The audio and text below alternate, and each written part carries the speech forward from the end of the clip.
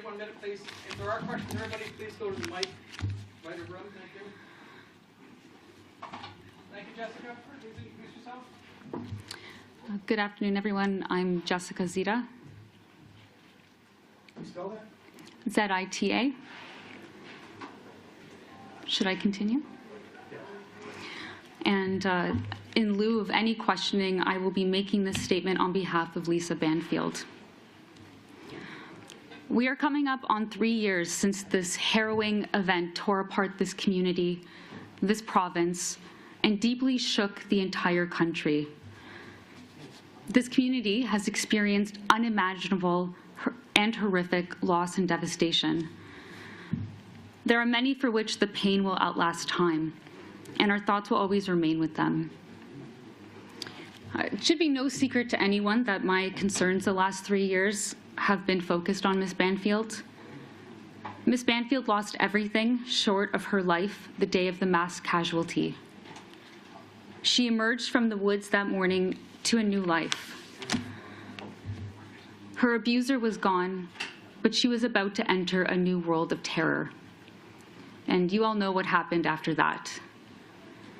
But what many of you don't know is how much Ms. Banfield has had to stay quiet, how much she has had to hide, how she has had to change everything about herself to conform to this new reality. Once warm and welcoming, Ms. Banfield was forced to become closed and untrusting. She has faced prosecution in every form. Though there have been moments of relief for her, they've been far and few between. Certainly, her criminal charges being withdrawn was one of those moments. The closing submissions before this commission was another. And during the course of the last 3 years, as I've already told this commission before, or told the commission before, Ms. Banfield wanted nothing more than to share her story so that it could help others. And this report has gone above and beyond in doing that. We are very pleased with its findings and recommendations. Victims of domestic violence and gender-based violence are given a voice like never before. Their plight illustrated in this report with such clarity. Coercive control is explained in such a way that perhaps it will begin to be referred to more regularly in everyday discourse. Because it is everywhere. We have seen it. We just didn't know what to call it. This report highlights what we as a society did not know and educates us to be better going forward. Our hope is that it encourages victims of domestic and gender-based violence to feel more comfortable speaking their truths and coming forward. What happened to Ms. Banfield, the way she was treated in the aftermath of this massacre, which began as an assault against her, is disgraceful. But this report is the first step to preventing that from ever happening again. Healing has been a challenge for Ms. Banfield, but with support of family, friends, and the community at large, including other survivors of intimate partner violence, Ms. Banfield is hopeful that she will once again be recognized for who she truly is, what she has endured, and will finally begin to take her life back. She wants to translate this experience into something that will help others. And this report is the first step in giving back to Ms. Banfield her voice. On that note, Ms. Banfield has asked me to share the following in her words on her behalf. It has been a long 3 years. I trust that there will be meaningful changes from the recommendations, especially with regards to links between intimate partner violence and mass casualties. I hope that this report is used as a blueprint for fundamental changes in investigative practices and post-care for survivors. I want to take this time to acknowledge the incredible mental health care I was given by my healthcare team following this event, including clinicians and physicians. Dr. Peter Jaffe was also instrumental in my mental health journey. He gave a voice to the impact of my abuse, and he does such important work, such important life-saving work. I'm also indebted to members of my legal team. Thank you. Ms. Banfield and I also extend a very deep thank you to the Commission for its time, preparation, thoughtful decision-making, and execution of an extraordinary mandate. This report is the new day that has been needed by so many. Thank you.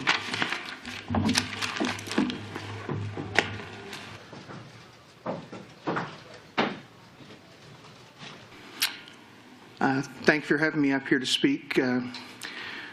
Just spent the last hour listening to the Mass Casualty Commission release the report that they've gathered over the last number of months. From what I've read in it and seen and heard from my lawyer as well, a lot of positives coming out of this. The implementation committee was something I thought was a great thing, and I had brought up to the Commission prior, because it's one way to ensure that things actually get done. And there was a statement made by a member of the RCMP that sometimes things get knocked off the desk, and this is going to be a good way to ensure that it doesn't happen and that people can be held accountable to work with these implementations to better the way that the services work within each other, with the public, better communication, just to make it a much nicer way to deal with the public. I mean, obviously we've seen over the course of this whole thing that there's been things that could have been done better, be it communication, staffing, and if this will help fix it and start building on a platform to move things to a better way of dealing with the public, it'll definitely be worth the time and money spent to work with everybody to avoid something like this happening again. And God forbid anything ever does happen like this again, but it would be a real bonus to have those extra steps to limit anything that might happen like that again. Thank you.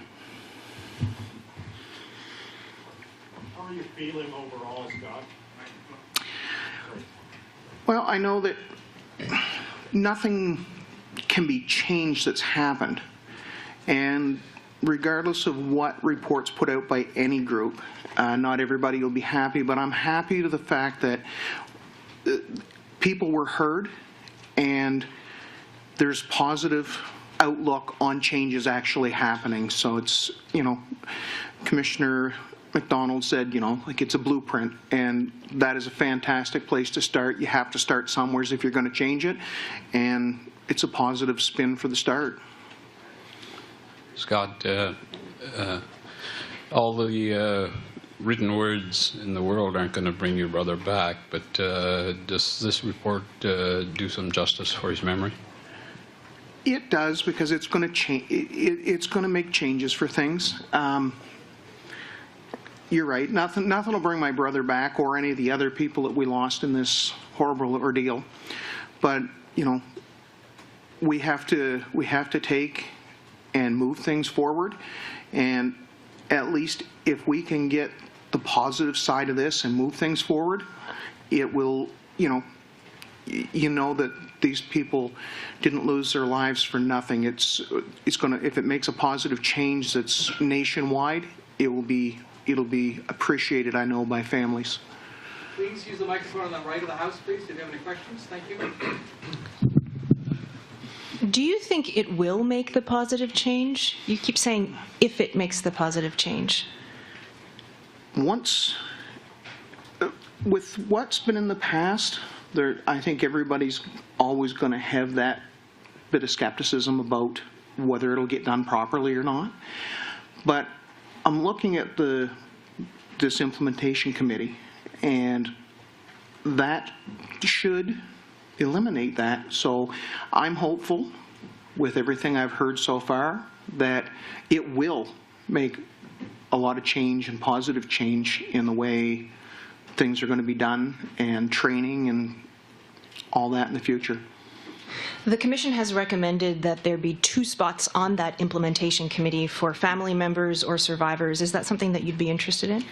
Absolutely. I've been talking to my lawyer prior to this ever coming to the Commission, and when I had the opportunity to sit in a one-on-one roundtable with the Commission, it was something I brought forth, and just for the same reasons I said earlier, that they need to have somebody there to hold people accountable.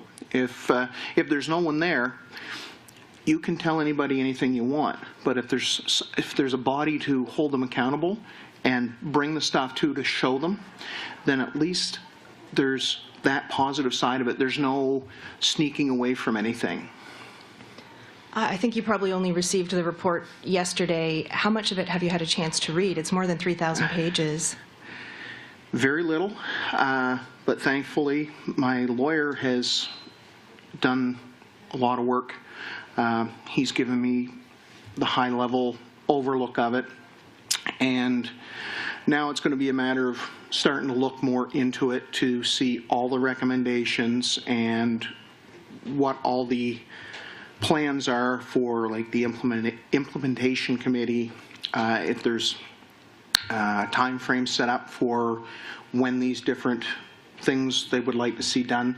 But it sounds like the committee will sit down and assess that. Like I had said to my lawyer at one point, I said it's like a triage thing. You sit down, you look at what's there, what has to be changed now, what can we wait for secondly that's not as important but still up there, and work your way through it so that it would be like any other triage situation. You go to the worst first and continue on from there. Just finally, before I let the others join in, can you explain to Canadians who maybe have not been following this day to day the way you have, the importance of this day, what this day means to you? This day, with this report coming out, where it's supported by the provincial governments, federal government, it's now at that level where the federal government is seeing this, and now we've got the backing of the federal government for something like this, and the provincial governments. So it should be great to have things move forward, and having that support, like it's a, you know, just to know that you've got a governing body that is backing stuff and willing to work with everybody else to get things done. 1 second, please. Thank you, sir. Scott, today with the release of this final report, that's the end of the Mass Casualty Commission. A lot of folks are going to start turning their attention elsewhere, for better or for worse. What happens with you now? What happens with the other victims' families now? I feel that this is just a chapter that's being closed now. There's still a lot of stuff to be done, especially with the recommendations and such. And I know there's a lot of other things. It's going to give some sort of closure because this chapter of things is done. So I know some families just want to be, you know, they want to finish and have them, you know, try and get their lives into some kind of normal routine again. It'll never be the same for anybody, but just to have this report and know that the families and the public have been heard is a fantastic thing. You know, nothing can be changed, but we gotta move forward with everything. you said that you'd be pleased to help out with the committee. Does that help you in sort of processing all this? It does. I've tried to be on the positive side of a lot of stuff from the beginning of this. Hasn't been easy for a lot of people.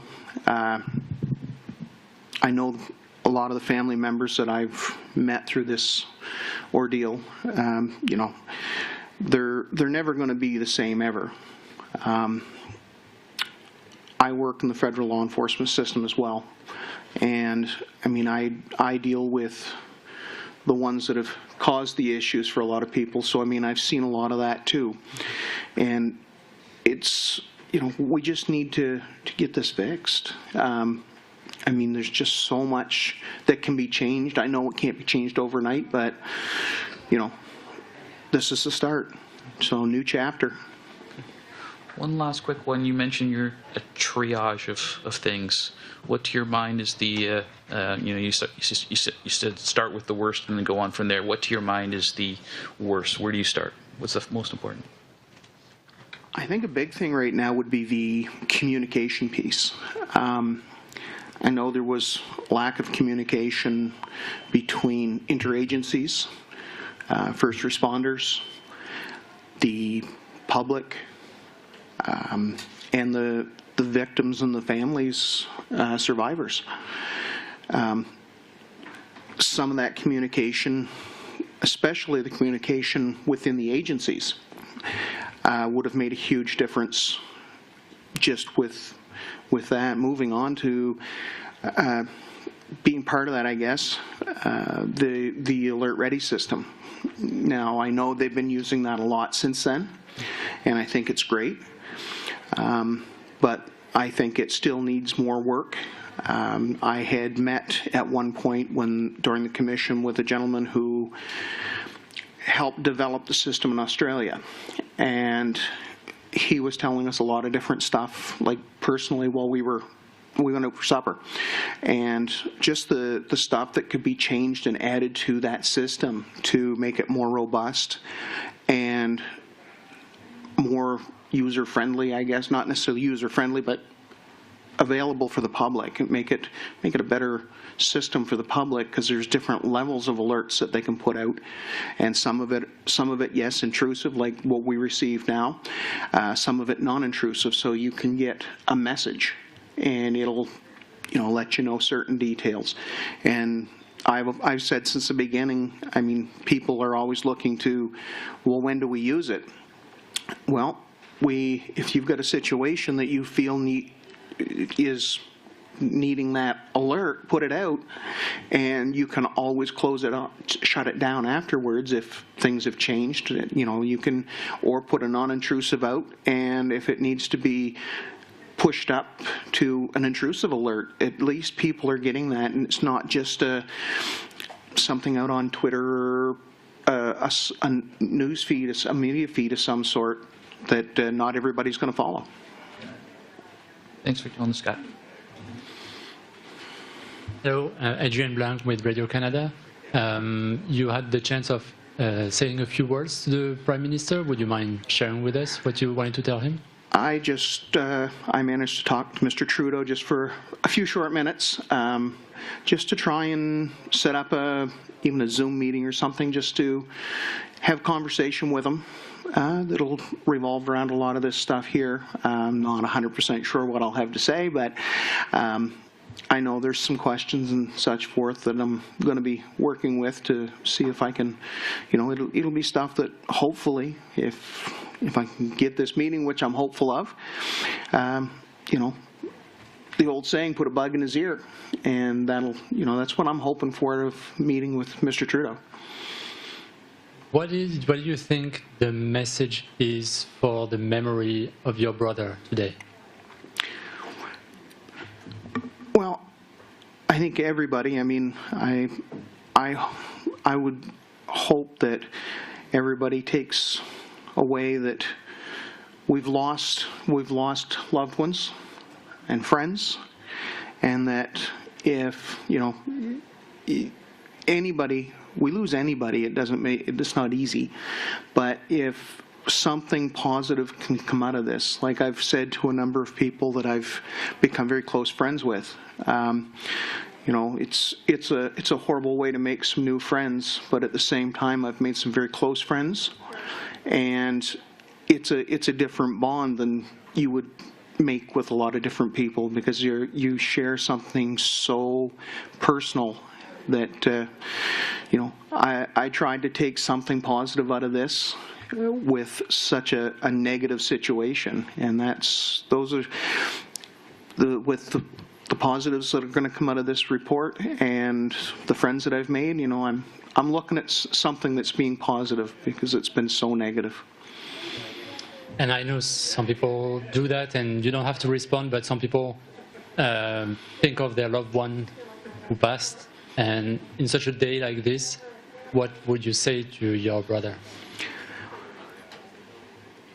Well, I know we work together as well, and I know he'd be happy to see how well I've presented myself, and I've tried to be positive and outgoing with as many people as I could. And I know some people aren't always that outgoing, especially when you're dealing with something like this. So, I'm sure he's happy with the fact that I've come forward to speak with people and, say my piece with people and just be around and been there for friends. I've reached out, during the commission, I reached out to another family member who couldn't make it today, just to see how they were making out during the release of this.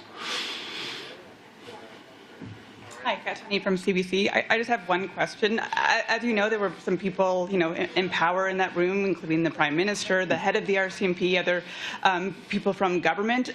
What is your message to them, to those in power, if they do not heed, if they do not listen to the report's recommendations? My thought, we've done the initial part of this, and I'm hopeful that they've listened. If they haven't, this has been such a publicized event right from the get-go that I feel it would be a major hit in any of their careers to not at least work with the people to get stuff done. To ignore this at this point would be, I think, very detrimental to any of their careers, because it would just look that bad on them. Any more questions? Sir, thank you very much for your time. I appreciate it. Thank you. Next up, Nova Scotia Premier, 2-minute warning. Nova Scotia Premier, 2-minute warning.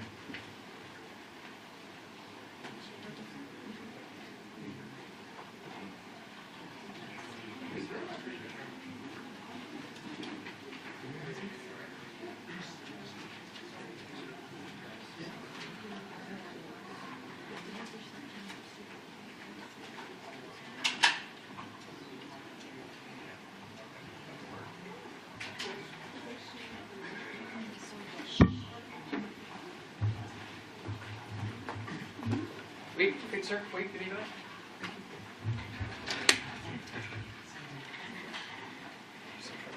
One minute to Premier.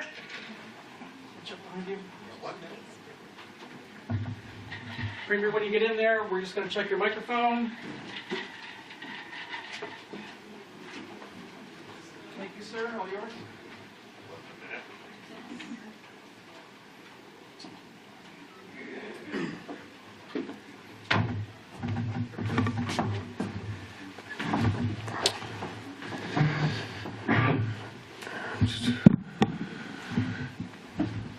Afternoon.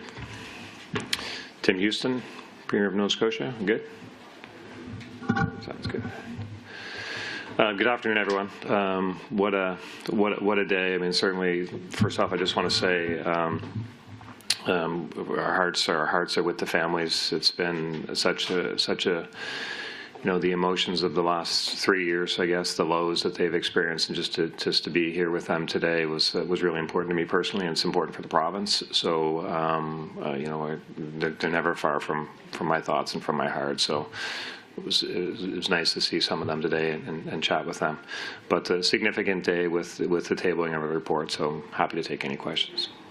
Premier, do you commit to implementing all of the recommendations in the report within the province's purview and within the timelines laid out in the report in such cases where there are timelines? Yeah, so 3,000 pages for sure. There's a lot. I mean, I thank the commissioners and everyone who contributed to the compilation of the report. So lots of recommendations, lots to think about. So what I would say, the commitment of the province is very strong for safer communities, for sure. And starting with one of the recommendations that the Commissioner McDonald, I think, was talking about today was just to have an oversight committee to make sure that things get done in cooperation with the federal government. So we're on board for that, starting there for sure, and our commitment to safer communities is strong. So we'll be going through the report. We'll take it. There's a lot of work that's gone into it. We'll take it with respect, and we'll do what we can to make communities safer as quickly as we can. The report says that funding for preventing gender-based violence has been inadequate for many years and has contributed, and I'm quoting, to endangering women's lives. What are you going to do about that?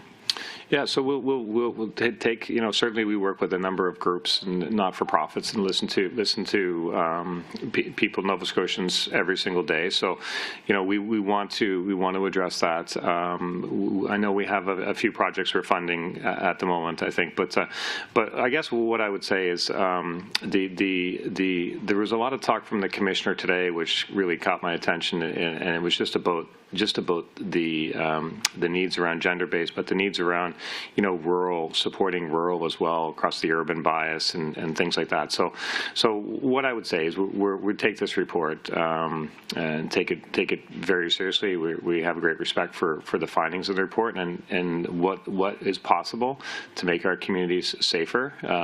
We will be acting on for sure. Premier, good afternoon. Brett Ruskin, CBC News.